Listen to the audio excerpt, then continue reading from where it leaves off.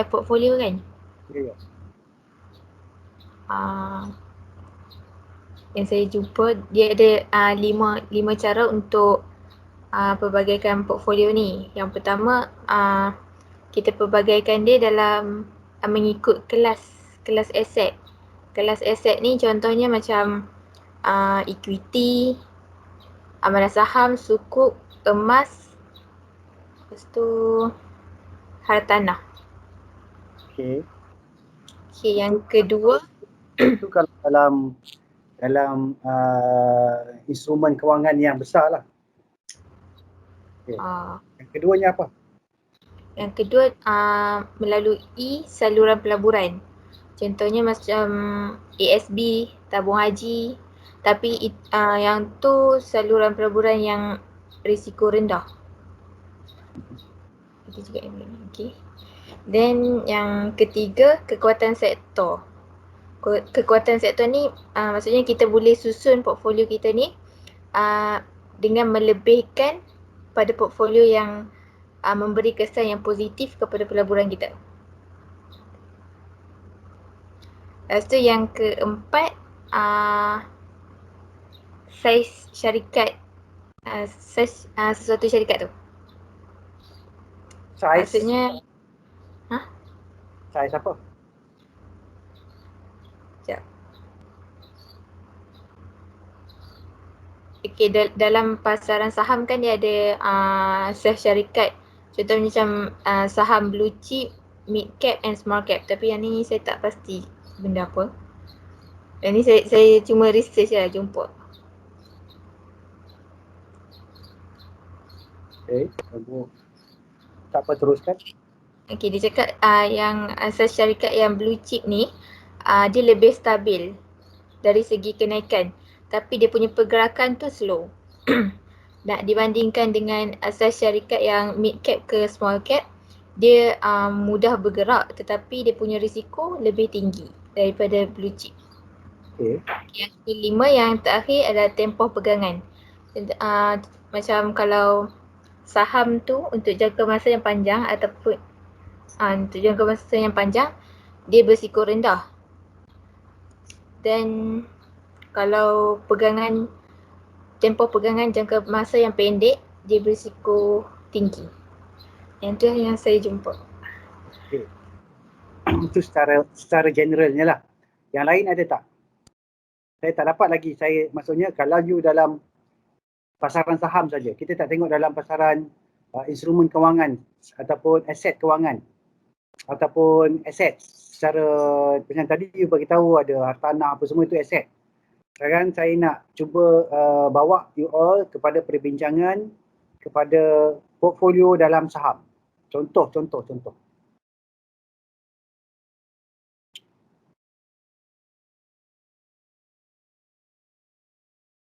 Ataupun kita tak mau dia terlampau dalam saham, kita letak portfolio dalam aset kewangan. Dia kena beza aset dengan aset kewangan ada beza. Aset tu termasuk juga aset. Ya. Kalau macam menggunakan strategi buy and hold strategi boleh tak betul? Buy and hold tu ialah investor lah. Yelah, maksudnya macam tu untuk dia diversify dia portfolio lah. Okay, buy and hold is strategi buy, beli dan pegang. Tapi sekarang macam manakah caranya you nak beli diversification. Dalam contohnya dalam saham, you nak beli buy and hold, tapi 5 syarikat ataupun 10 syarikat yang you simpan. Okay, 10 syarikat, tapi apakah kriteria pemilihan counter-counter yang you kena beli tu? Okay, salah satunya untung lah kan, company untung lah kan, fundamental mesti kuat. So, tapi apakah kriteria untuk memastikannya diversify?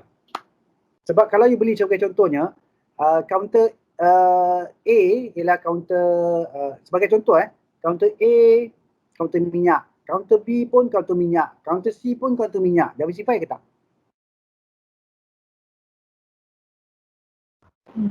Tak. Tak diversify. Kenapa tak diversify kalau macam tu? Sebab sama. Bukan yang lain.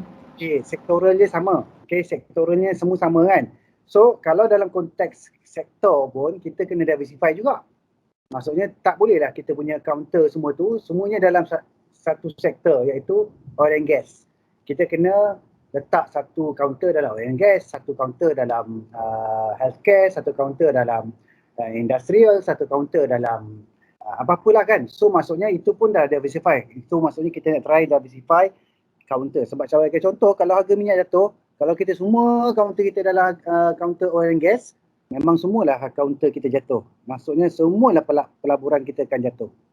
So tu tak diversify namanya, kan? Tapi apakah caranya kalau kita nak tengok kita cara nak diversify tu, okay, mungkin you all tak faham lagi soalan saya tu, mungkin sebab tahap dia tinggi lagi. Tapi tak apalah, okay, saya akan mulakan lecture untuk portfolio management. Okay, dia ada 108 slide ni, 108 slide. Okay, cuma saya nak nanti you all tengok, okay, dekat saya akan bagi link dia. Okay, you all akan tengok, okay, video-video ni lah kemudian.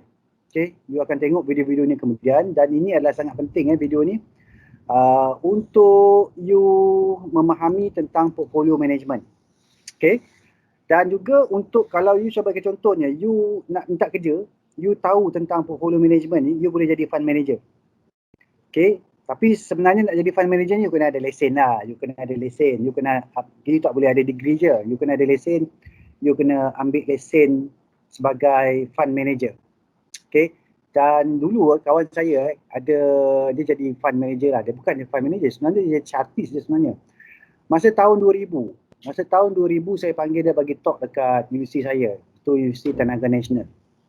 Okay, dia jadi Maybank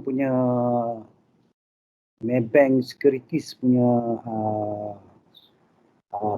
analis, dia panggil analis lah dulu. Okay, tapi sekarang ni saya dengan cerita dia dah jadi fund manager lah. Masa tahun 2000, okay, dan lepas tu kita berpeluang panggil dia sekali lagi dekat USIM. Okay, masa time tu pun gaji dia dah 17,000. Okay, masa tahun 2006, 2007 macam tu lah. 17,000. Okay, 17,000 sebulan. Okay, itu sebab dia jadi fund manager tu. Dia jadi bukan fund manager masa tu, dia cuma jadi analis dia. Iaitu dia tahu recommend lah buy or sell kan untuk Maybank Securities. So you all ni ada peluang juga untuk jadi macam tu. You all ada peluang untuk jadi macam tu kalau you memahami tentang investment ni. Okay, you boleh jadi macam tu. Sebab jadi macam tu lagi senang. You bukannya jadi investor pun, you jadi you jadi analis. Faham tak analis tu apa?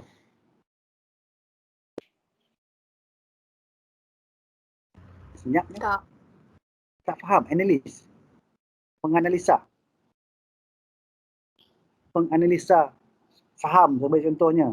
Dia analis lah, buy discounter, sell discounter, analis. Okay, dan dia kerja dengan Maybank Securities ataupun you kerja dengan RHB ke apa ke kan. So these are called analyst. Lepas tu you boleh upgrade yourself to become fund manager. So fund manager gaji dia sebulan bukan 17,000 lagi dah. Mungkin 20,000 lah. 20,000 sebulan.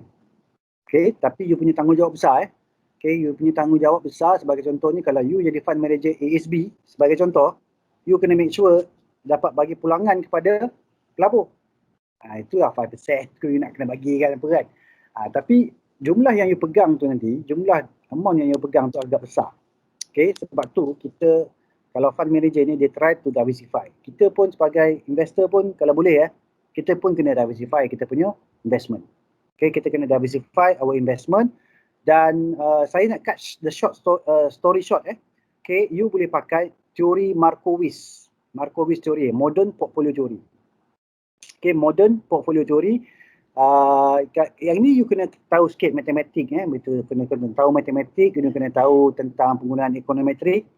Okay, you kena tahu tentang correlation dan juga you kena tahu variance, iaitu statistik lah. Variance, covariance dan juga beta dan sebagainya untuk you develop satu portfolio yang low risk dan returnnya high return. Okay, selalunya fund manager akan cuba buat macam tu. Low risk, high return. Okay. Alright, itu adalah kenapa pentingnya you kalau boleh lah you mendalami tentang portfolio management ni, sebab dia punya income besar. Kan benda-benda dalam kewangan ni dia lubuk duit tau, lubuk duit. Saya boleh katakan dia adalah lubuk duit. So sebagai contohnya you tengok yang kaya-kaya dekat dunia, Warren Buffett kan investor. Okey, contoh. Lepas tu kalau JP Morgan pun dia tu bank. So semuanya benda-benda yang berkenaan dengan duit ni memang lubuk duit lah.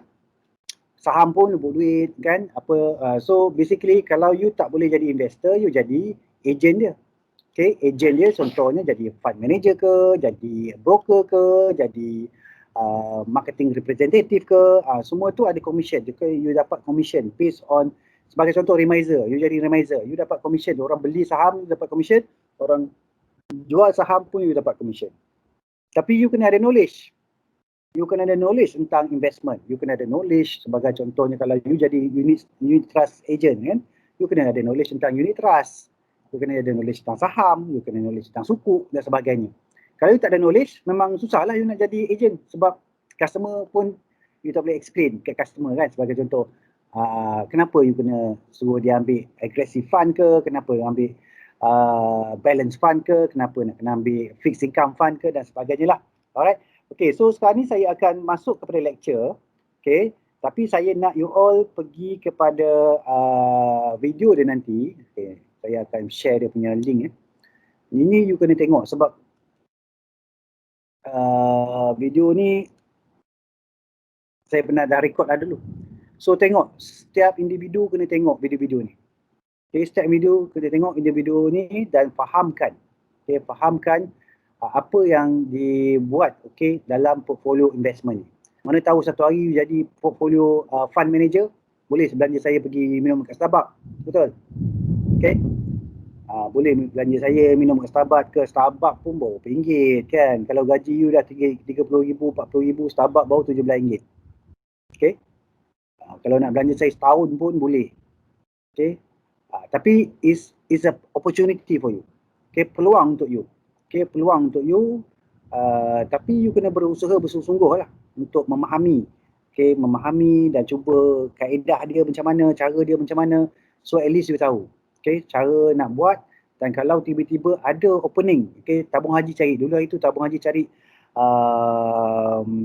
assistant manager fund apa semua kan, ataupun portfolio manager kan, you boleh apply sebab you ada knowledge. Okay. You ada knowledge, tapi sebelum you nak apply tu, you kena ada lesen juga. So, you kena ambil lesen dia. Lesen dia kat SC ada. Dekat Securities Commission, you boleh ambil exam dia. Exam dia kadang-kadang you kena ambil 2 paper je. Okay, 2 paper. So, apa yang you belajar dalam kelas saya, memang banyak ditanya. Kecuali tentang regulation je saya tak ajar. Okay, regulations, contoh regulation bursa ke, Securities Commission ke, regulation tu you memang kena belajar sendirilah. Okay, sebagai contohnya, kalau you jadi broker, okay, regulation berapa hari you kena settlekan duit customer, okay, untuk dia jual beli. Okay, itu contoh regulation dia you kena tahu. Okay, kalau you jadi fund manager, you ambil yang exam untuk fund manager, you kena tahu juga. Okay, apakah risiko yang boleh dihadapi oleh investor, adakah you boleh overgearing dan sebagainya lah. Itu ada regulation yang you perlu fahami. Okay, yang ni you faham ini adalah video-video yang saya nak you tengok. Ini adalah basic kepada portfolio investment. Tapi saya akan cover juga, tapi mungkin tak sempat cover semula. Okay, nampak tak screen saya? Nampak, Doktor. Okay, learning objective untuk lecture ni adalah untuk discuss why portfolio management should be considered as a process. Okay, kenapa portfolio management ni adalah satu proses. Okay, describe the steps involved the portfolio management process and then assess related issues such as asset allocation. Okay, tadi kan ada yang mention tentang you nak masukkan you punya asset tu. Okay, contoh property yang masuk dalam unit trust, you nak masuk dalam emas ke, you nak masuk dalam saham ke, you nak masuk dalam crude palm oil ke, FCPO ke dan sebagainya. So macam saya sendiri asset allocation saya 95% saya dalam property. Okay, 95% dalam property, 5% je dalam saham, dalam unit trust, dalam yang lain-lain. Okay, jadi sebab saya dulu ni asalnya ialah property investor. Saya asal adalah property investor, bukannya stock market investor. Okay, saya bukannya stock market investor sebab masa saya belajar di US dulu, saya punya sifu Profesor Kenneth Caro, memang dia train saya jadi property investor. So saya memang, sebab tu saya jadi property investor dulu. Tapi yang profesor seorang lagi tu, Profesor Johnson, dia ajar saya investment, tapi saya lebih kepada property, sebab tu saya masuk property. Tapi akhirnya saya masuk juga ke dalam pasaran saham sebab dalam aset kewangan ni kita kena tahu semua. Kita kena tahu property, kita kena tahu emas, kita kena tahu stock market, kita kena tahu unit trust, kita kena tahu ni. Cuma mana yang you rasa toleransi you lebih kepada mana? Okay, you tolerate kepada yang mana? Toleransi saya ialah lebih kepada property disebabkan itulah bidang yang saya mula-mula ceburi. Okay, masa lepas saya dapat income lah. So portfolio management ni involve decisions that must be made by every investor, whether an active or passive investment. Okay, dia ada beza antara dua tu, active dan juga passive. Pasif dengan aktif ni bezanya macam ni. Aktif ni dia selalu akan tengok dia punya portfolio. Dia akan check balik portfolio dia nak kena tukar ke tak, ataupun nak kena jual ke saham ni, ataupun dia biarkan saja. Tapi kalau pasif ni, dia akan beli dan simpan. Okay, dia boleh buang, contohnya kalau dia panggil, dia buang password ke, contoh dia beli saham tu, dia buang password tu. Okay, itu passive investment approach. Dia tak banyak, dia ubah-ubah sikit lah. Dia cuma pasif lah, dia pasif. Okay? Tapi sekarang ni, pasif ni dah tak berapa sesuai lagi masa sekarang ni. Sebab market sentiasa berubah-ubah. Okay? Kadang-kadang emas naik, kadang-kadang emas turun. Okay? Kadang-kadang property naik, kadang-kadang property turun. Okay? So macam itulah. So relationship between various investment alternatives must be considered if an investor is to hold an optimal portfolio. Yang keyword dia ialah optimal portfolio. Okay, kadang-kadang macam saya yang saya pegang sekarang ni 95% portfolio dalam property, kadang-kadang dia tak optimal pun sebenarnya. Okay, sepatutnya kalau optimal lah, okay, mungkin saya kena kurangkan property, saya kena lebihkan kepada saham ke, saya kena lebihkan kepada unit trust ke, itu baru optimal. Okay, optimal tu maksudnya yang boleh memberikan the highest return and the lowest return, the lowest risk. Okay, the highest return but with the lowest risk. Kita combine semua aset kita tu, dan aset tu akan memberikan highest return dan lowest risk. Faham tak apa yang saya cakap? Faham Doktor, faham. Faham Maksudnya you beli saham, you beli FCPO, you beli tapi investor bukan trader you beli unit trust, you beli property, you beli ni, tapi sebenarnya apakah kombinasi optimal yang boleh memberikan pulangan yang paling tinggi tetapi risiko yang paling rendah, sebab kita dah campur risiko setiap aset kita tu. Okay, contoh saham risiko ni berapa persen, kalau untuk property berapa persen pula risiko dia, kalau untuk emas berapa persen risiko dia, kalau return dia pula expected return dia berapa, jangkaan pulangan dia berapa, untuk saham berapa, untuk property berapa, untuk emas berapa dan sebagainya. So itu yang kita nak cari, optimal portfolio investment. So portfolio management ni kita sebagai satu proses sebenarnya. Okay, so sebenarnya definite structure that semua orang boleh follow. Semua orang sebenarnya, tak kira lah dia fund manager ke, ataupun you ni just SPM holder ke, ataupun you ni degree holder ke, you boleh follow. Sebab dia lah satu proses yang kita boleh follow. Right? Tak perlu pun you ada PhD macam saya, barulah kena ada you boleh buat portfolio management. Tak perlu. Okay, maksudnya kalau you ada SPM, okay, contohlah, senang degree lah. You ada degree, you ambil exam untuk jadi fund manager, dah boleh jadi fund manager. Very simple kan? Tak perlu pun you ada PhD. You hanya kena ada degree dan atau diploma atas saya, dan ambil exam untuk jadi fund manager. So integrate a set of activities in a logical, yang penting logik and orderly manner. Dia tak boleh pakai subjektif, macam contoh emosi kita ni. Okay, kita tak boleh pakai emosi-emosi. Okay, trader dalam bursa Malaysia ni banyaknya masalah emosi. Okay, emosi. Tu yang masalahnya, sebab kita berpandukan kepada tamak dan juga ketakutan kita ni. tamak dan takut emosi. Right? So, and then continuous and systematic. Sebab tu dalam portfolio management ni systematic. Okay, dalam trading pun you kena buat sebenarnya systematic. Encompasses all portfolio investment with a structure process anyone can execute decision for an investor. So maksudnya you kena, kalau you belajar structure dia, you belajar proses dia, you boleh membuat keputusan. Okay, untuk melabur dan untuk you sendiri kalau you nak melabur. So basically portfolio ni dia ada objectives, okay, ada constraint, ada preference, dan mesti kita kena identify dan kita kena explicitly bagi tahu apakah dia polisi kita tu, investment policy kita. Sebagai contoh, objektif pertama kita. Okay, kalau contohnya individu lah. Okay, objektif you untuk melabur adalah untuk meningkatkan you punya aset daripada contoh sekarang ni 10,000 kepada 100,000 dalam masa 10 tahun. Okay, contoh. So you dah set objektif. 10 tahun 100,000. Daripada 10,000 jadi 100,000. Okay, so that is your objective. Constraint dia apa? So you bisa ada constraint. So maksudnya berdasarkan you punya limitasi modal ke, berdasarkan you kerja ke apa ke. So you ada constraint dan ada preference. Sebagai contohnya, saya hanya nak melabur dalam kaunter-kaunter syariah sahaja.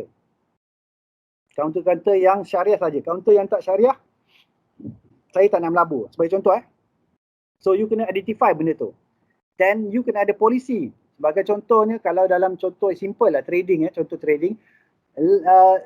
Kalau contohnya saham jatuh daripada 30%, saya kena cut loss. Contoh 30% saya cut loss. Okay.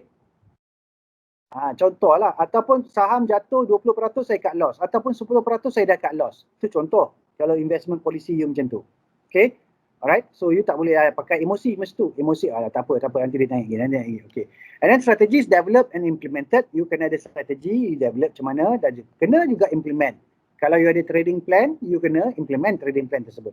Market condition, asset mix and investors competitors are monitored and portfolio adjustment are made as necessary. So, kadang-kadang kita kena buat adjustment portfolio tu. Sebagai contohnya, masa time COVID lagi tu, bulan 3, semua saham jatuh kecuali saham healthcare. Healthcare yang naik. So, masa tu you mungkin dah kena buat portfolio adjustment. You kena tukar you punya saham daripada oil and gas. Sebagai contoh masa tu oil and gas jatuh teruk kan.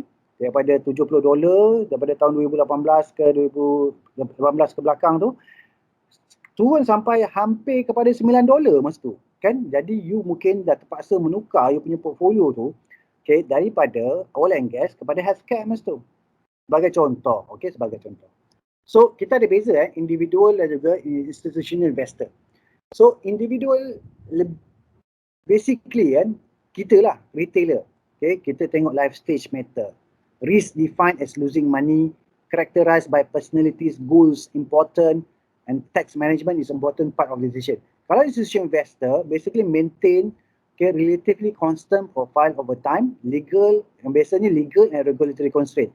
Sebagai contoh tabung haji hari itu, tabung haji hari itu dia ada masalah masa time selepas PRU dulu kan, dia kan ada masalah, katakan investment dia tak apa bagus lah apa semua. Sebenarnya tabung haji ni dia punya polisi, yang pentingnya polisi. Okay, polisi dia sepatutnya kena set. Okay, kalau polisi dia dah set, okay, ini investment saham yang kita beli sebagai contohnya, kalau jatuh daripada 10% kita kena jual. So, kalau saham tu jatuh 10%, dia jual lah. Okay, tapi masa time tu mungkin polisi tu tak ada. So, saham tu jatuh sampai 90% pun dia terpaksa pegang lagi. Okay, itu contoh contoh legal and regulatory constraint dan sebagainya kan. And then well-defined effective policy is critical. So, basically, policy is very important. Sebab tu kalau you bekerja sebagai fund manager nanti, make sure you ada polisi tu nanti. Polisi. Sebagai contoh, okay, let's say kita beli saham A. Saham A ni, okay, dan untuk polisi untuk saham A ni, contoh saham-saham yang kita beli, okay, kalau dia naik, okay, dan kita hold. Kalau dia jatuh, berapa persen you boleh hold lagi? Sampai berapa persen yang you boleh hold? Okay, so itu very important. So institutional investors, primary reason for establishing a long-term investment policy for institutional investors. So prevent arbitrary revision of a soundly designed investment policy, portfolio managers to plan and execute on long-term basis, and then short-term pressures resisted. So basically kalau untuk institutional investor ni, mereka akan melabur pada jangka masa panjang lah, bukannya dia melabur pada masa sekejap-sekejap je macam trader. Trader ni hari ni beli besok jual kan. Dia, kalau institutional investor ni dia tak buat macam tu. Dia nak jual pun dia akan mengambil masa yang panjang. Sebagai contohnya sekarang ni healthcare tengah teruk kan, tengah turun. Top glove hari ni jadi RM6.20 lebih sen. RM6.28 macam tu. Dulu kita dah agak dah, top glove akan jatuh. Sebabkan dia dah sampai kepada stage distribution kan, dan akan masuk kepada stage markdown kan, betul tak kalau ikut Wyckoff teori. Jadi kalau institutional investor ni dia nak jual tu susah. Contohnya lah kalau dia tu besar kan, dia tu besar, dia nak jual saham tu, dia ambil masa berbanding dengan trader. Trader dia tekan je sell button, bam, sell button, dah settle, cut loss. Tapi kalau institutional investor dia nak buang saham tu, dia ambil masa sikit dia buang, lama baru habis. So yang pentingnya ialah kita kena formulate investment policy. Sebab tu masa dalam game yang saya bagi kat you untuk you buat trading tu, saya cakap you kena ada strategi dan polisi. Apakah polisi you yang telah you identify nak buat, dan juga semua ahli grup akan ikut polisi tersebut.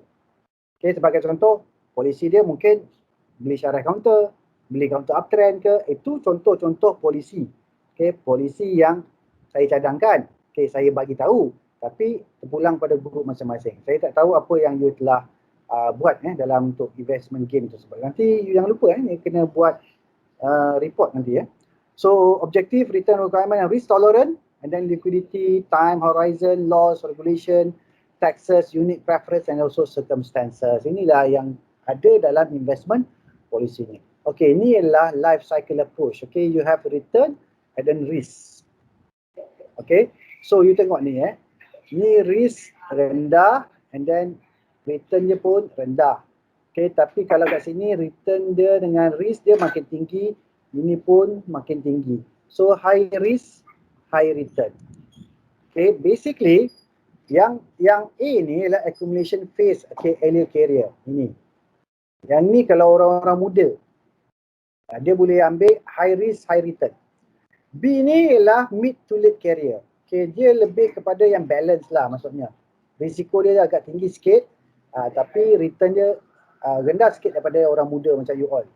Yang C ni spending phase ni orang dah pencen selalunya. Dia akan cari risiko yang rendah, return dia rendah. So sebab tu dia banyak kepada fixed income.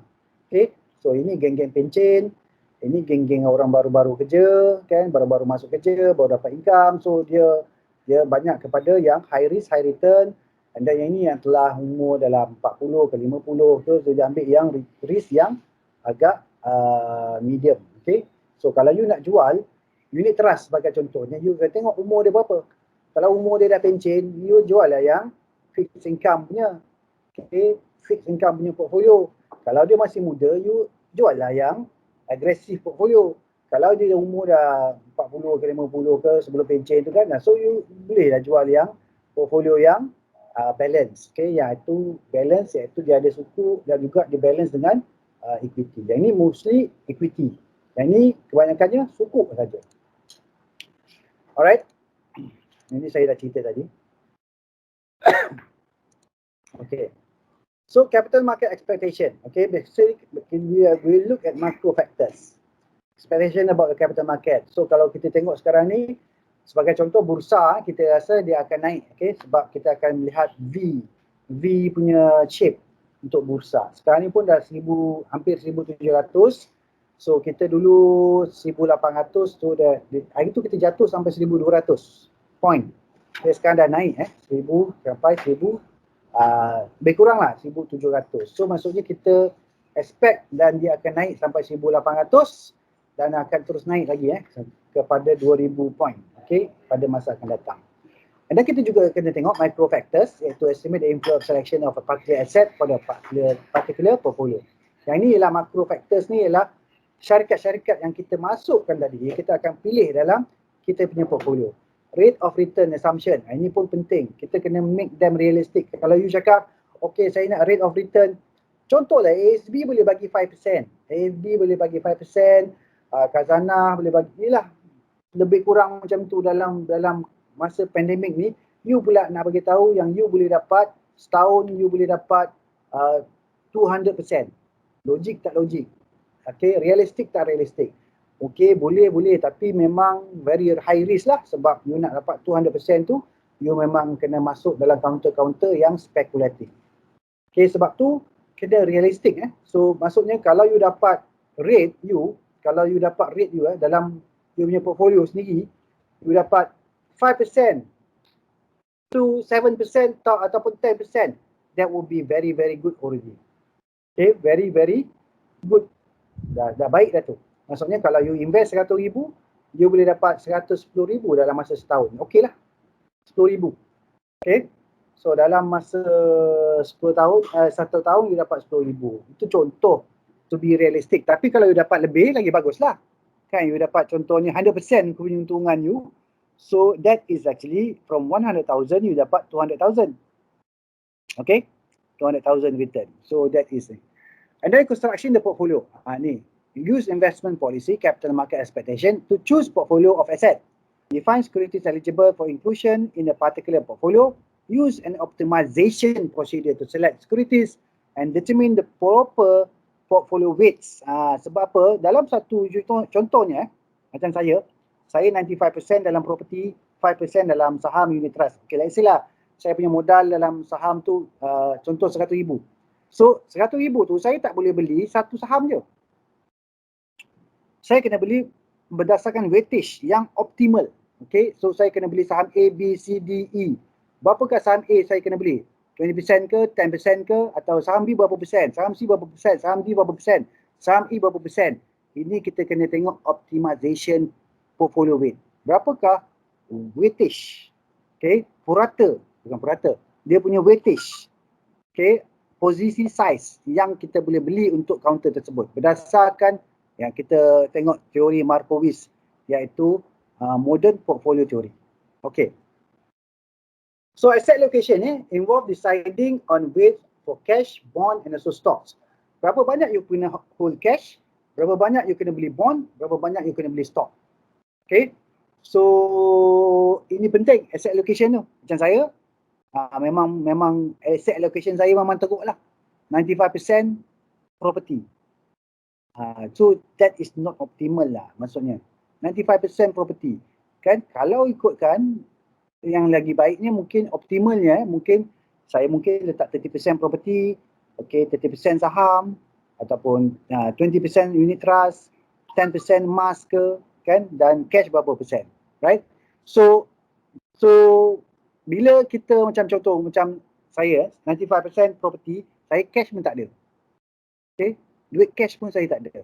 Sebab apa? Semuanya dah dekat batu-bata kan. Duit saya kat batu-bata. So cash saya sendiri tak ada. Sebab tu kadang-kadang dia tengok pensyarah ni tak ada duit je kan. Sebab apa? Duit tak ada lah. Sebab duit dia dah pergi tempat lain. Okay, faham tak apa maksudnya asset allocation? Faham Dr. Okay. So factors yang kita perlu consider adalah return requirement. Berapakah return requirement? Okay, sebab you kena tahu saham berapa return requirement, property berapa, gold berapa, dan tu return requirement is very important. Risk tolerance juga. Okay, risk tolerance ni selalunya berkaitan juga dengan age of investor ni. Okay, time horizon. So you macam you boleh menabur panjang. Okay, macam you sebab umur you baru 20, so you punya time horizon tu daripada 20 tahun kepada let's say lah 60 tahun, you ada 40 tahun. 40 tahun untuk you invest. Time horizon you panjang. Banding dengan umur macam saya, umur saya baru 26.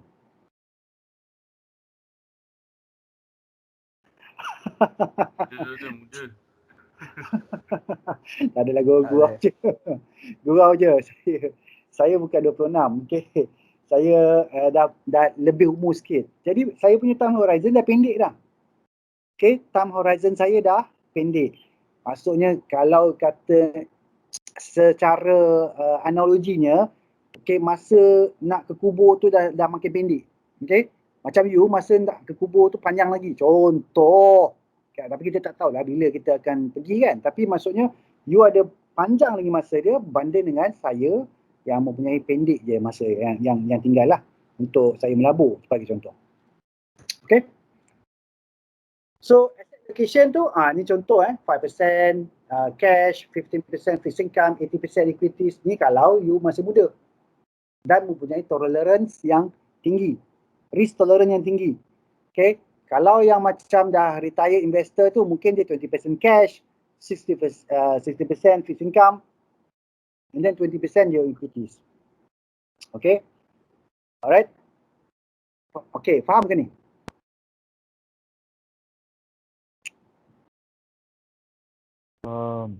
Okay, faham Alright. Okay. So monitoring and condition and circumstances, investors sometimes can change for several reasons. Wealth changes, investment horizon changes, liquidity requirement changes. Ni tiba-tiba dia nak pakai duit. So liquidity, tax circumstances, kalau tax tiba-tiba naik turun ke apa. Okay, sekarang ni saham memang tak ada tax. Okay, tapi kalau property ada property RPGT tax. Okay, real property gain tax. Kalau you jual, okay, bawah 5 tahun you kena tax, property tax. Okay, so itu semua tu you kena ambil consideration. Legal and regulatory consideration changes, okay, and then juga unique needs and also circumstances changes. Unique needs ni contohnya dia nak syariah compliant je, itu unik lah. Okay, dia nak syariah compliant je. Kalau dia investor yang bukan syariah compliant ni tak kisah, you beli Magnum ke, dia beli apa contoh lah, dia beli Magnum ke, Guinness ke, dia tak kisah sebab dia tak kisah benda tu. Okay, tapi kalau kita yang Islam mungkin kita kisah, memang kita kena kisah lah. Kan, syariah compliant dan juga halal lah kan, tu yang penting. Okay, portfolio adjustment. Okay, portfolio not intended to stay fixed. Portfolio ni tak semestinya you beli sekarang, you simpan sampai habis 40 tahun. Okay, sebab tu kita kena adjust. Okay, kita kena adjust from time to time. Okay, key is to know when to rebalance. Bila masanya kita nak rebalance ni. Okay, so macam contoh saya saya nak kena rebalance, contohnya 95% property kan. Jadi hari itu saya dah tolak satu property. So saya dah tolak satu property. Jadi property saya dah kurang lah dia punya portion dia. So yang meningkatnya ialah cash. Okay, sebab saya dah keluarkan property masuk ke cash kan. So meningkatnya cash lah. So you kena rebalance balik. Okay, rebalance sebab yelah ada masanya kita memang kena rebalance kita punya asset allocation tu. Okay, tapi rebalancing ni cost involved. Okay, pertama kalau you jual saham, contohnya you dah beli saham tu, you nak buat adjustment, you nak kena jual saham, kena cost. Unit trust pun you jual pun kena cost. Property pun you jual pun ada cost. Semuanya ada cost. Okay, ada cost broker dan sebagainya. Right? Okay, cost of not rebalancing involve holding unfavorable position. Inilah dipanggil sebab you tak nak, kadang-kadang dikatakan senang lah, ikut market punya language, you tak nak cut loss. So you peganglah counter tu sampailah harga dia pun daripada RM1 you beli jadi RM10. Jadi you tengok, okay, you tengok portfolio you ada counter tu RM10 tu yang you pegang ni. Okay, sebab you tak nak cut loss masa awal-awal dulu. You peganglah sampai tu. Sebab tu dia jadi involving holding unfavorable position. You tengok je. Okay, counter ni. Daripada RM1 you beli, dah jadi RM10. Sebab apa? You tak nak cut loss, you tak nak buang daripada you punya portfolio. Dia ada dalam portfolio you sampailah sekarang. Okay, so itulah masalah. Okay. And then performance manager measurement, you kena tahu how to measure berapakah you punya performance. Kalau dalam contohnya ASB, dia bagi 5% kan, itulah performance dia. 5% return. Okay, tapi daripada tahun sebelum-sebelumnya, semuanya lebih tinggi daripada 5%. This is the lowest return lah, 5% tu. 4.25 plus 0.75 Exxon kan. So itu adalah yang the lowest, okay, untuk ASB sebagai contoh. So it's important for those who employ a manager and those who invest a personal fund. So that's why we need to know what is our performance. Okay. Okay, asset allocation decision ni, individual investor life cycle. Okay, you kat life cycle mana? You ni sekarang ni baru kerja ke? ke, dah lama ke, nak pencen ke, so individual life cycle. Kedua, portfolio management proses. Ketiga, policy statement, kita perlukan policy statement. Keempat, kita kena construct the policy statement. Kelima, the importance of asset allocation. Okay, so ini dah saya dah cerita dah tadi. Ini contohnya life cycle tadi. Okay. Umur 25 sampai 85. Okay, accumulation phase, consolidation phase, spending phase. Sebab kalau dah pencen selalunya kita spend je lah. Okay, belanja anak cucu dan sebagainya. So basically dia lebih kepada long term estate planning, iaitu nak buat wasiat, nak buat faraid, nak buat inilah estate planning. Okay, estate planning, nak bagi hibah ke, nak bagi ni ke. So ini beza dengan orang yang macam ni. Okay, kalau orang yang ni dia punya planning long term kebanyakannya untuk retirement. Masa pencen nanti macam mana? So dia akan buat simpanan. Okay, simpanan untuk pencen.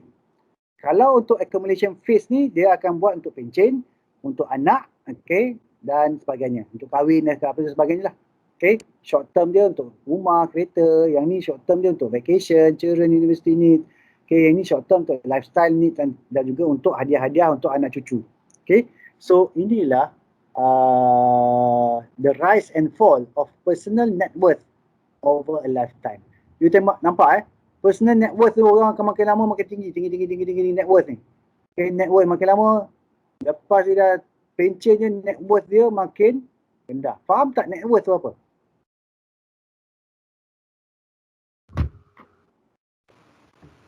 Tak. Saya diri. You kena faham net worth tu. Net worth tu asset tolak liability. Okay, you dapat net worth. Asset you tolak liability you dapat net worth. So sekarang ni mungkin asset you negatif. Liability you ada. So dia jadi negatif. Dia tak jadi sini lah, dia kat bawah ni. Okay, kalau umur you sekarang ni 20 kan. So you ambil asset, tolak liability. You akan dapat net worth. Okay. So asset tolak liability yang makin naik ni kalau orang tu pandai menjaga kewangan. Tapi kalau orang tu tak pandai menjaga kewangan, dia tak ada financial literacy, okay, dia akan negatif kat bawah ni je. Negatif je. Maksudnya negative net worth. Negative net worth maksudnya hutang lebih banyak dari aset. Okay, cuba you tanya orang yang dah kerja ni, you tanya dia, hutang you berapa, aset you berapa? Positif ke negatif? Okay, yang ni penting ini ialah asas kepada financial planning. You tak boleh net worth negatif.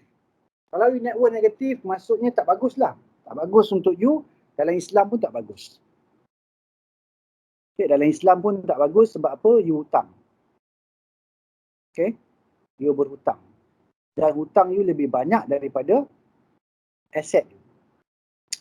Okay, yang bagusnya ialah aset you lebih besar daripada hutang.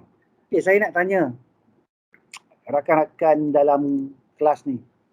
Berapa ramai yang mempunyai aset yang positif dan berapa ramai yang mempunyai net worth yang positif dan yang negatif sekarang ni?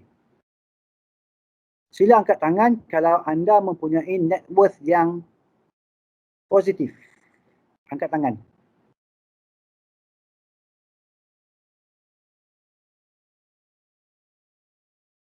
Sila angkat tangan yang positif. Yang positif maksudnya aset yang lebih besar daripada hutang.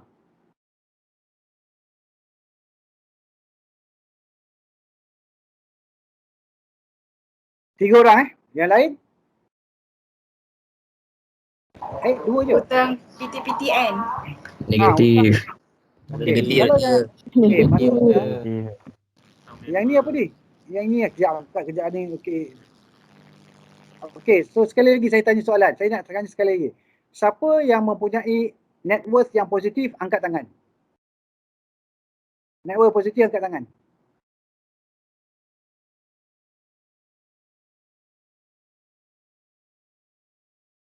Dua saja. Okey.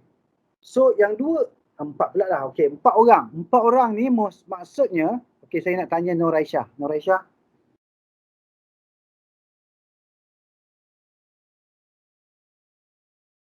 Nur Aisyah. Nur Aisyah Adila.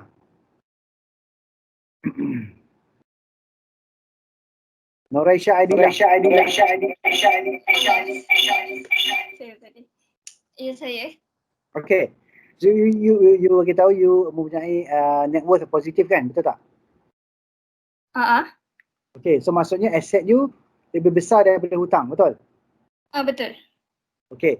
So berapa lama you boleh tahan ke depan, okay, tahan ke depan kalau tiba-tiba okay, you punya pendapatan sekarang daripada siapa? Daripada siapa? Pendapatan Saya?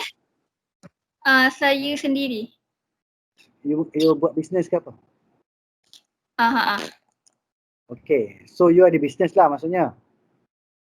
Boleh lah. Okay. So you ada bisnes. Okay. Contohnya tiba-tiba bisnes, bukan tak jauh Contoh tiba-tiba bisnes you tak boleh jalan lagi. Okay. Berapa lama ke depan you boleh survive? Berapa bulan you boleh survive? Berapa bulan?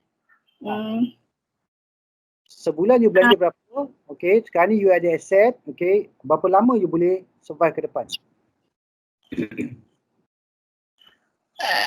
Dalam 2-3 bulan.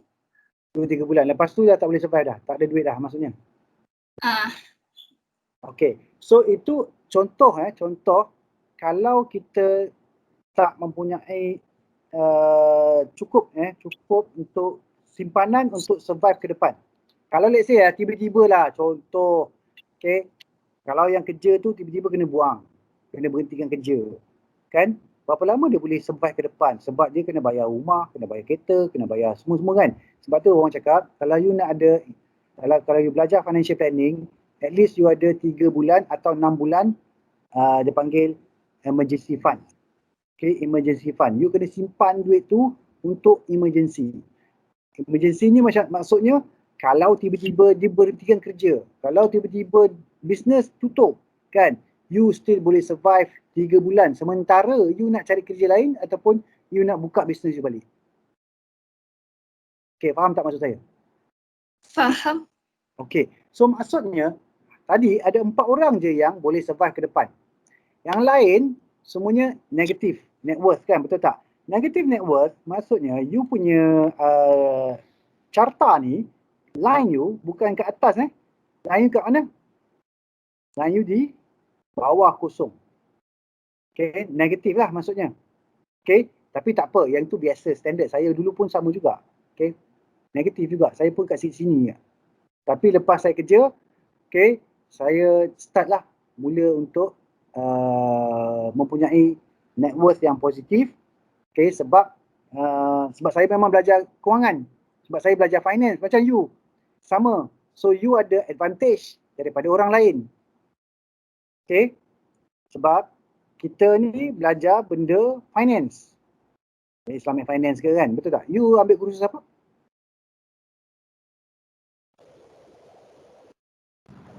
Banking. Ya, maksudnya kewangan lah, betul tak kan? Finance lah kan? Sebab banking pun ialah kewangan kan? So maksudnya you kena faham you tak boleh jadi macam orang biasa yang dekat bawah ni. Okay, you mesti ada kat atas ni. Sebab you dah belajar. Okay, you punya net worth must be positive. Asset must be greater than liability.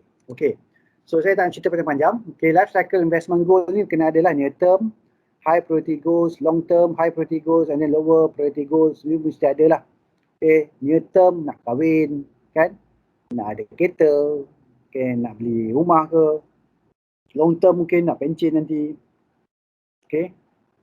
Lower priority goals ni mungkin tak, yalah, nak travel ke apa ke kan. Tu lower priority goals lah. So ini perlu you buat juga dia punya planning dia, kena ada lah. Okay, ini benefits of investing early and also often. Okay, contoh ASB tadi. ASB you boleh maksimum 200,000 kan, betul tak? Okay, 200,000 as dia punya maksimum ASB dan dia bagi 5%, let's say 5%. So kalau you tengok kalau you letak sini 5%, ini contohlah 4%. Okay, kalau you letak the future value of initial 10,000 investment dalam ASB, bagi 4%, 10,000 you 20 tahun jadi 21,000. Kalau 30 tahun jadi 32,000. Kalau 40 tahun jadi 48,000. Okay. Tapi kalau you buat 2,000, 10,000, okay, lepas tu you buat 2,000 sebulan, setahun. Maksudnya setiap tahun you tambah 2,000, 2,000, 2,000. Okay, you akan dapat jadi 59,000 untuk 20 tahun, 112,000 untuk 30 tahun, 190,000 untuk 40 tahun. Okay. Ini kalau 2,000 saja. Sorry. Yang ni kalau 10,000 ni mula-mula tambah dengan annual investment. So you nampak perbezaan dia 81,000 untuk 20 tahun, 144,000 untuk 30 tahun dan 238,000 adalah 40 tahun. Tapi ini kalau 400. Dividen lah, kita tukarlah dividen ni. Okay, ini interest tapi kita tukar dividen. Kalau dia tiba-tiba, kalau sebab tu orang bising 400 ke, 600 ke, 800 ke. Kalau contohnya dia jadi 600. Nampak perbezaannya, kalau simpan selama 40 tahun, okay, duit yang 10,000 tu jadi 100,000. Okay, jadi 100,000. Kalau dia letak 2,000 setahun dalam ASB dia, jadi 300,000. Okay, 40 tahun. Kalau 10,000 sekarang, tambah 2,000 tahun, RM2,000 setahun, dia akan jadi 400,000. Tu kalau 600. Sebab tu diorang bising. Kejar apa ni, kenapa rendah? Kan, kenapa bagi 5%? Okay, sebab dulu sebelum ni 8%. Satu lagi sebab apa? Diorang ni ada setengah tu dia ambil ASB financing. Okay, dia maksudnya dia tak ada 200,000 tu. Dia pergi bank, pinjam dengan bank 200,000 dan beli ASB. Dan bayar kat bank bulan-bulan. Tapi bank charge contoh 7%. Bank charge 7% setahun. ASB bagi 5%. You ada defisit berapa? 2%. Okay, you ada defisit 2%. Sebab apa? You bayar 7%. You dapat 5%. Sebab tu ASB financing sekarang ni ada orang yang cuba nak jual balik dia punya, nak terminate ASB financing dia apa? Sebab return dia rendah berbanding dengan dia punya cost. Cost dia ialah 7%, return dia hanya 5%. Okay. Alright, sekarang dah pukul apa ni? Okay, 4.30. Alright, so okay. So sekarang ni saya tak nak cerita panjang lagi sebab kita untuk portfolio investment ni kita ada 2 minggu. Saya nak buka soalan selama 5 minit. Lepas tu kita boleh end the session. Okay, untuk solat isyak dan terus end lah. Tapi saya nak you faham, okay, you faham tak kenapa kita kena pertama invest early. Okay, melabur secara konsisten sejak muda lagi. Okay, sebab you adalah bakal graduan dalam kewangan. You kena lebih mahir dalam berbanding dengan graduan engineering ke, graduan daripada apa ke. Sebab it's actually a process je. Okay, dia satu proses saja. Dan you dah tahu knowledge tu. Sekarang ni you boleh buat ke tak tu je. Okay, you boleh buat ke tak. So kalau dalam konteks kita ni, kita kena tahu bahawa kita tak boleh je tak melabur, tak simpan duit. Kalau kita tak simpan duit, kita tak akan dapat apa-apa. Okay? Kalau kita tak simpan duit, contohnya, kita tak simpan, kita tak dapat ni, yang 400,000 ni. Okay? Ini adalah simpanan you hari tua. Sebagai contohnya, you simpan 10,000 sekarang, okay? Lepas tu 2,000 setiap bulan. Okay? Objektifnya, bila pencen saya ada duit tu. So, you dapatlah. Dalam 40 tahun, you melabur, you dapat 400,000. Okay? Maksudnya you pencen nanti, you ada 400,000 daripada simpanan biasa, bukan daripada EPF tau. EPF lain. Ini daripada simpanan biasa. ASB you lah, sebagai contohnya. You ada 400,000, okay, untuk you. Ataupun you nak pakai mid term lah, 20 tahun je. So you nak 100,000 ni. 100,000 ni you nak beli, sebagai contohnya you nak beli rumah ke, ataupun you nak apa-apalah kan. Okay, you punya goal lah, goal. Sebab kita ada goal yang near term, kita ada yang long term kan.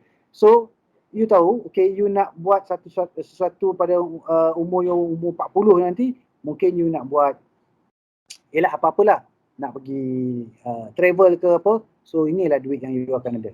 105,000, okay, 105,000. Okay, kalau you travel pun gunakan ni, memang banyak lah. Sebab 105,000. Pergi satu Europe pun boleh ni. Kan? Bawa family dan sebagainya, memang lebih kurang 100,000 lah. Kalau you ada, let's say anak you 4 orang, you ada satu isteri, kan? So, lebih kurang 100,000 lah habis. Okay? Tapi, it's actually you have to save bit by bit, kan? So, dapatlah 105,000.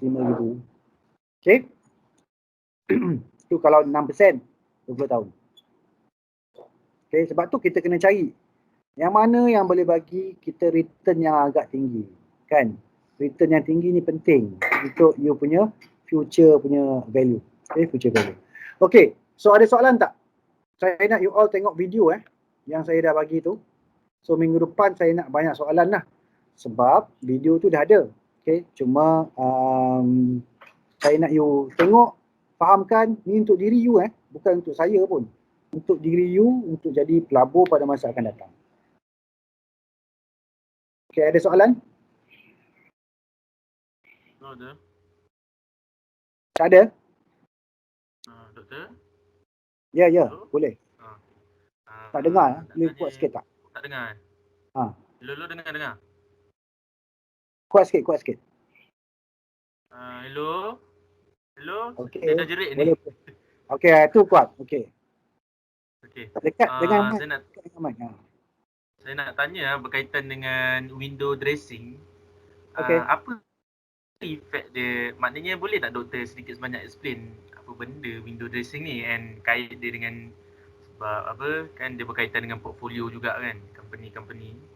Mungkin apa, kalau contohlah dalam saham kan, kita boleh ambil peluang ke ataupun kita lebih patut play safe ke? Apa pendapat doktor? Okey, window dressing ni selalunya berlaku pada 31 bulan lah.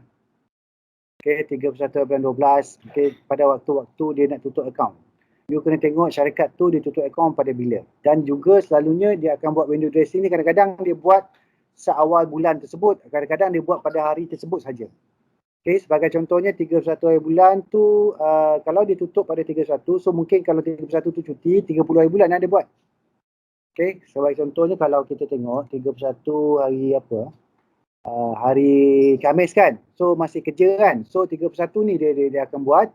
So pada waktu selalunya waktu closing.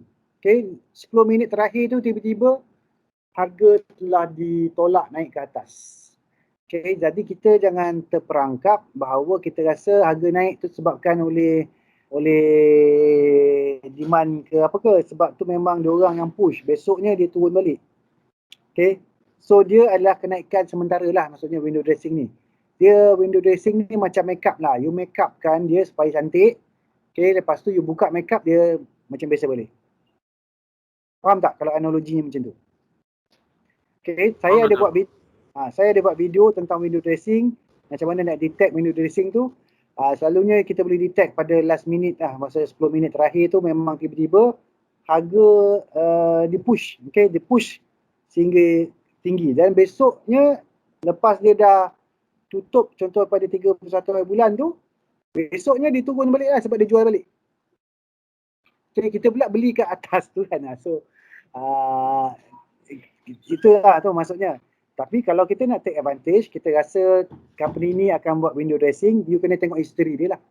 Okay, company ni akan buat window dressing. So, tapi maksudnya pagi-pagi tu you memang kena jual cepat-cepat. Maksudnya hari tu dia buat window dressing, dia akan push naik tu harga tu. Besoknya tu you kena jual cepat lah. Tapi itulah risikonya bila kadang-kadang kita nak jual, dia dah turun. Dia pun jual sama jugalah. Dia pun jual yang tinggi lah. So maksudnya kalau you nak beli, you kena beli sebelum dia buat window dressing tu. Harga tu maka harga bawah. Okay, lepas tu pada petang tersebut, harga closing, you tengok dia akan naik atau tidak, dan you kalau boleh jual hari tu juga lagi bagus. Contohnya 31 bulan tu you dah jual dah. So besok you tak payah takut nak turun lagi dah sebab you dah jual. Okay, so pagi-pagi 31 bulan tu you dah select kaunter-kaunter yang dia tutup annual report dia pada 31 bulan 12. Okay, select all the counters yang tutup account pada 31 hari bulan 12. Okay, then you tengoklah counter ni historical dia, adakah dia buat window dressing atau tidak. Sebab dia pattern sama je. Dia akan buat pattern yang sama. Cuma saya tak apa galak lah kalau you nak cari window dressing ni apa semua. Memanglah nampak macam canggih benda ni kan. Tapi kadang-kadang you betul-betul kena fokus lah. You kena betul-betul fokus buat kajian dan sebagainya. Dan you kena juga jaga money management supaya tak rugi besar lah kalau you punya analisis tu tak betul. Tekaan you tak betul, maka you tak rugi besar. Okay? Okay, saya nak tunjuk contoh kalau saya tunjuk contoh window dressing tu. Saya buka sekejap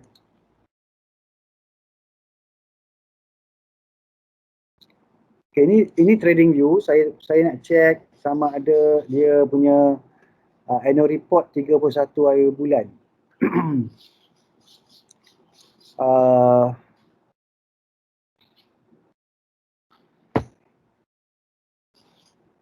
Okay, yang ini 23 Disember kan. 23 Disember, date 23 Disember. Okay, kita tengok dia tutup bila, ni bukan. Kita tengok cari yang yang ni lah. Ni. Contohnya yang kuartal 4 ni lagi senang. Okay, maksudnya QR4. Maksudnya dia dah habis satu cycle lah. So dia ni tutup 23 Disember kan. Okay, kita tengok forward. Okay, 23 dia punya forward ni, forward. Okay, forward ni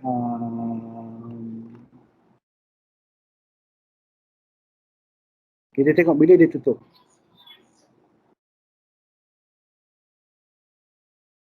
Result on okay.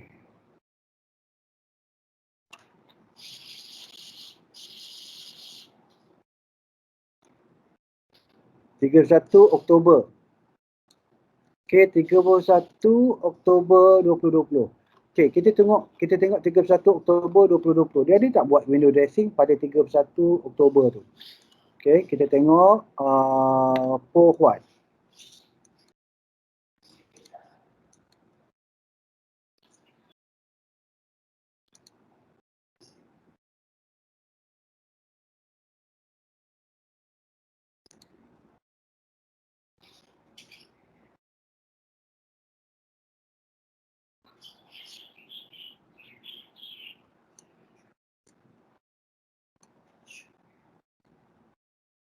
Okey, 31 Oktober. Sini. Berapa bulan?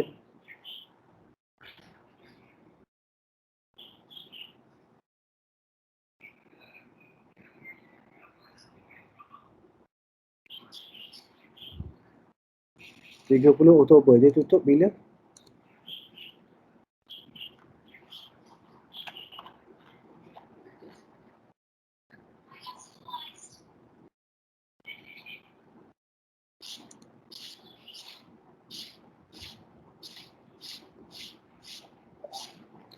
Oktober 2020. Saya rasa Poha dia tak ada buat. Okey, 31 Oktober.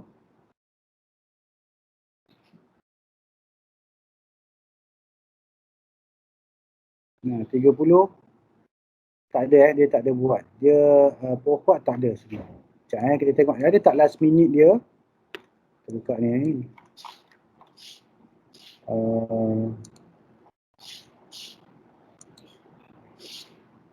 Okey, 31 Oktober.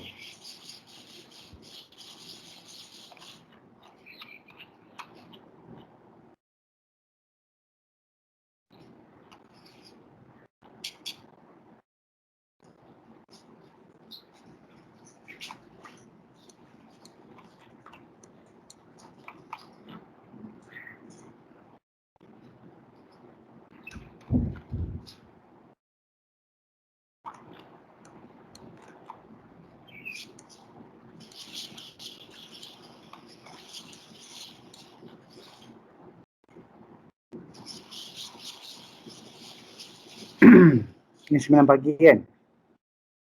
Okay, di 9 pagi, 10, lepas tu tiba-tiba dia naik pukul 11 pagi. Dia turun balik. Apa 4.30? 4.30 dia tak ada. 4.30, 4.45. 4.45 je. Okay, RM1. RM1.77. Tak ada. So Pohuat tak ada. So dia tak semua kaunter akan buat window dressing ya. Semua kaunter akan buat. Tapi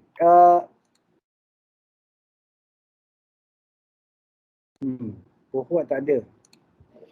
Kita tengok yang lain lah kalau ada ni. Cuba tengok yang selalunya yang buat window dressing ni company-company yang besar-besar lah. Company-company yang besar, contoh yang mana fund manager banyak invest. Okay, fund manager dia nak kena report kepada contohnya ASB, dia kena report kan sebagai ni. So this company kadang-kadang dia terpaksa juga buat untuk cantikkan account dia pada closing. Okay, contoh kalau ada lagi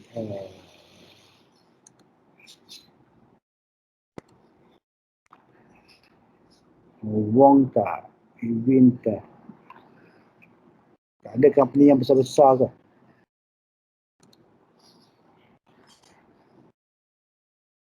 Tak clear.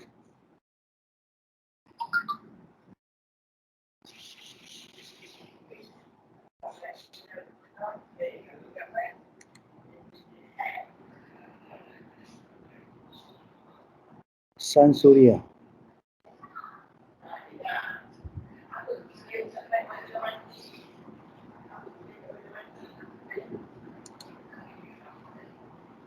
Kita tengok Sun Surya ni.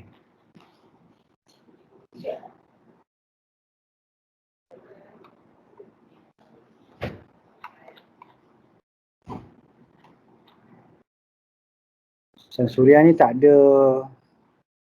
banyak yang ni institutional investor tak banyak. Okay, ini banyak individual ni.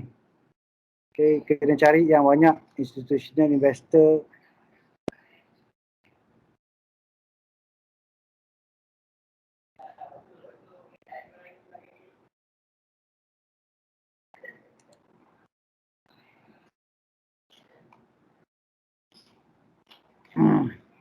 Kita tengok ni. Kita tengok TNB kalau TNB. Tenaga.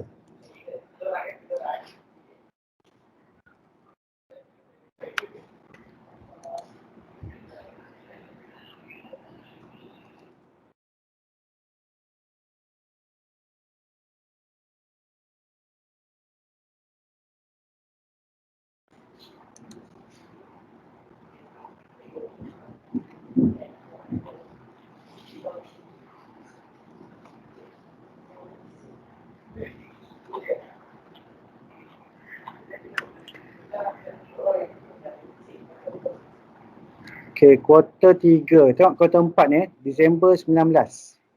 Okay, Disember 19, 28 Februari dah start. Kita buka ya. 28 Februari. Sorry. Disember, okay. Ni apa benda ni? Kuarter 4.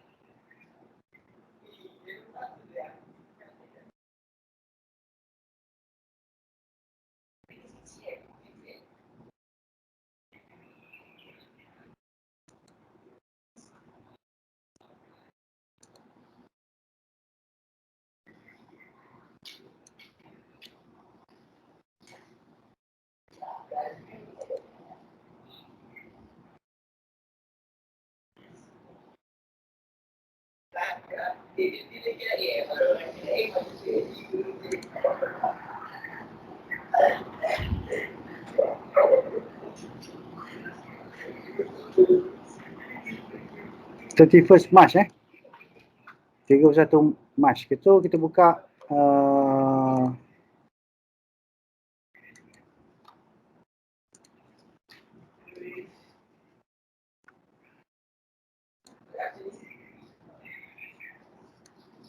ya, rasa tengah tumbang sekarang.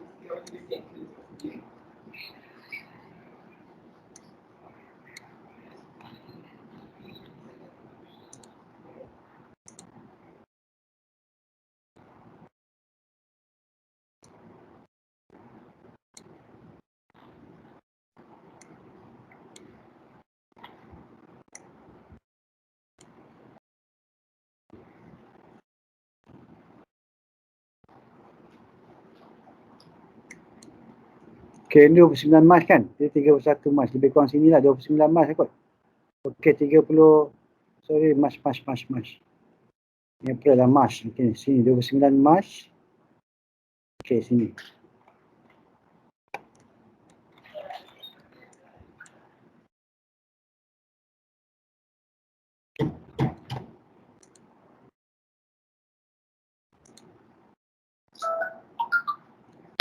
Okay, 21.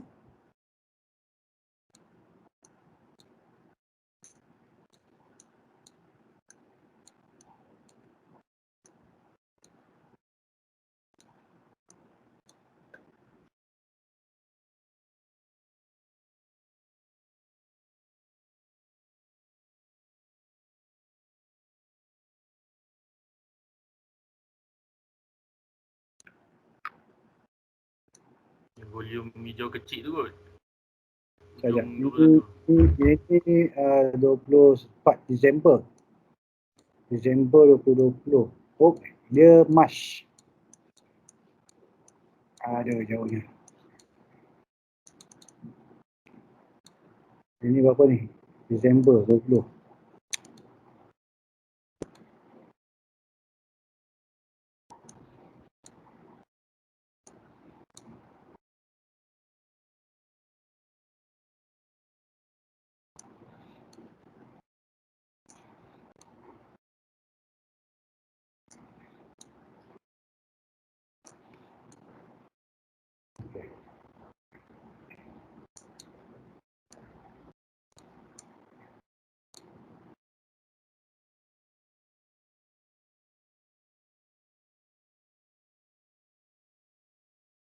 Tiga 31 Mac ni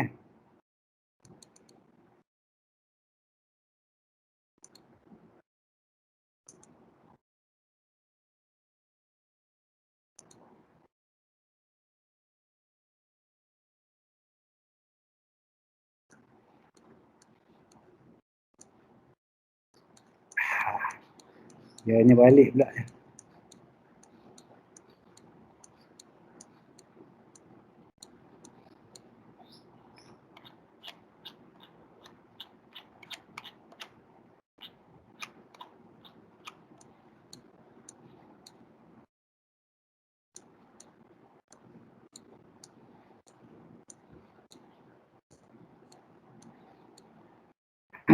Tapi leceh lah nak tengok ni.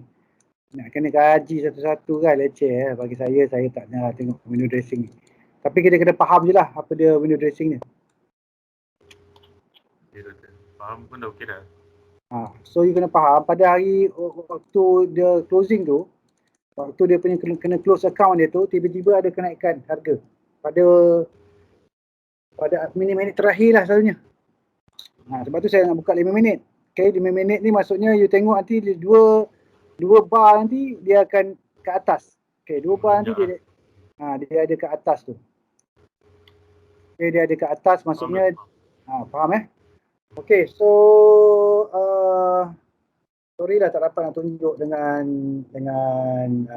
ni, tapi cuba boleh monitor, boleh tengok YouTube saya ada cerita tentang window dressing. Yang tu memang betul-betul selepas diorang buat window dressing. So senang lah sikit. Ini kita nak cari tarikh ke belakang tu leceh tu. Okay. Boleh dah. Okay, so ada soalan lain?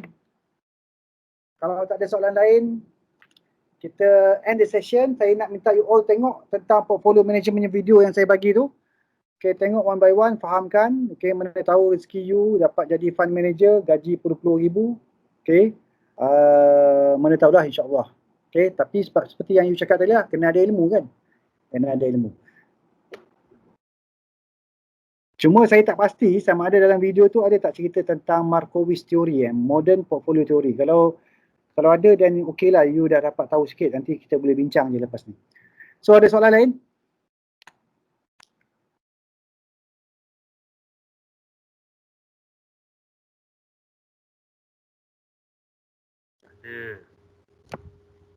Okay, kalau tak ada kita tutup majlis kita ni dengan tasbih kifarah dan surah An-Nas dan kita inilah kita salam dengan you punya parents Okay, Assalamualaikum warahmatullahi wabarakatuh. Subhanallah wa astaghfiruka wa atubu ilaik. Bismillahirrahmanirrahim. wal 'asri innal insana lafi khusr illa alladziina aamanu wa 'amilus solihati wa tawassaw bil haqq wa tawassaw bis sabr. Assalamualaikum warahmatullahi wabarakatuh. Waalaikumsalam warahmatullahi wabarakatuh. Terima kasih doktor. Terima kasih doktor. Sama-sama. Assalamualaikum. Thank you doktor. Tentang credit rating ni. Boleh Boleh kita break 15 minit? Boleh doktor. Okay, Boleh, kita break doktor. for 15 minutes. Okay, Assalamualaikum.